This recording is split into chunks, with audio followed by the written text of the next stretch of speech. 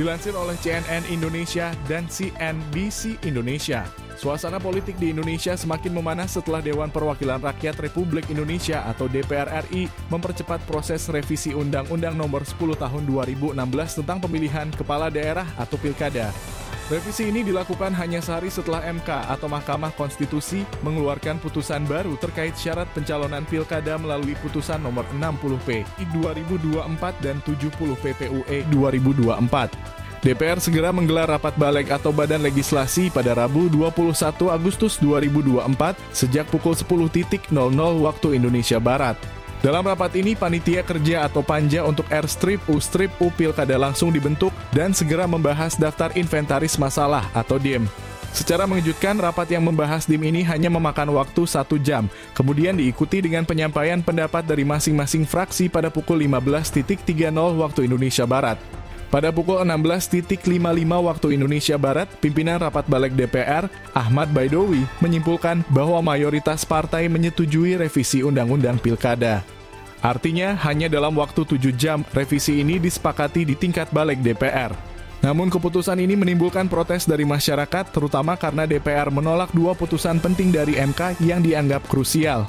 Revisi UU Pilkada ini memicu demo besar-besaran karena dianggap mengabaikan 2 poin penting putusan MK. Pertama, terkait ambang batas pencalonan atau threshold oleh partai politik. MK sebelumnya telah mengubah ambang batas pencalonan yang ditetapkan dalam Undang-Undang Pilkada, yakni sebesar 20% dari kursi DPRD atau 25% dari suara sah. MK menganulir aturan tersebut dan memberikan syarat baru berdasarkan jumlah penduduk di daerah. Artinya, partai politik yang tidak memiliki kursi DPRD tetap dapat mencalonkan kepala daerah jika memperoleh suara sah sesuai persentase yang dihitung berdasarkan jumlah pemilih tetap DPT di daerah tersebut, yaitu berkisar antara 6, 5 hingga 10, tergantung jumlah pemilih. Namun revisi UU Pilkada oleh DPR tetap mempertahankan ambang batas 20% kursi DPRD atau 25% suara sah bagi partai politik yang memiliki kursi di DPRD. Meski begitu, untuk partai yang tidak memiliki kursi di DPRD, syarat pencalonan diatur sesuai putusan MK. Poin krusial kedua adalah batas usia minimum calon kepala daerah. UU Pilkada saat ini menetapkan batas usia minimum untuk calon gubernur adalah 30 tahun dan calon wali kota atau bupati adalah 25 tahun.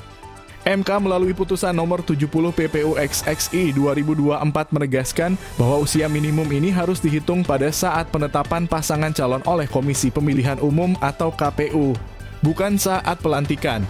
Sebaliknya, DPR dalam revisinya menegaskan bahwa batas usia minimum calon kepala daerah dihitung pada saat pelantikan, bukan saat penetapan oleh KPU. Menanggapi reaksi publik yang marah, Wakil Ketua DPR Republik Indonesia, Sufmi Dasko Ahmad, menyatakan bahwa pengesahan revisi Undang-Undang Pilkada dibatalkan pada 22 Agustus 2024. Menurut Dasko, keputusan MK yang mengabulkan gugatan Partai Buruh dan Partai Gelora akan tetap berlaku pada saat pendaftaran Pilkada yang dijadwalkan pada 27 Agustus mendatang. Sementara itu, Dasko juga membantah bahwa revisi Undang-Undang Pilkada ini ditujukan demi kepentingan Koalisi Indonesia Maju atau KIM yang berencana mengusung Ketua Umum Partai Solidaritas Indonesia, Kaesang Pangarep, dalam Pilkada serentak 2024. KIM sebelumnya telah memutuskan untuk mendukung Kaesang sebagai bakal calon wakil gubernur Jawa Tengah yang akan berpasangan dengan Inspektur Jenderal Kementerian Perdagangan Ahmad Lutfi. Menurut Dasko, revisi ini tidak hanya mempengaruhi KIM, tetapi juga berpotensi mengganggu koalisi partai lainnya di berbagai daerah.